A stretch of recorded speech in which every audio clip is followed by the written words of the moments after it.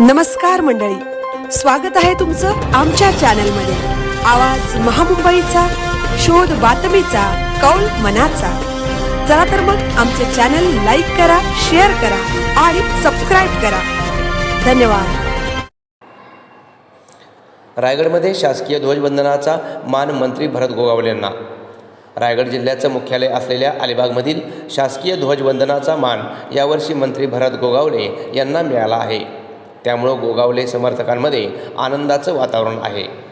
रायगडचे पालकमंत्रीपद स्थगित झाल्यापासून रायगडचे मुख्यालय असलेल्या अलिबागमधील शासकीय ध्वजवंदनावरून शिंदेसेना राष्ट्रवादीमध्ये रस्सीखेच सुरू होती। गेल्या वर्षी प्रजासत्ताक आणि स्वातंत्र्यदिनी राष्ट्रवादीच्या मंत्री आदिती तटकरे यांना रायगडच्या मुख्यालयाचे ध्वजारोहण करण्याचा मान देण्यात आला होता। त्यामुळं नाराजी व्यक्त करीत मंत्री भरत गोगावले यांनी वरिष्ठांचा निर्णय मान्य केला होता।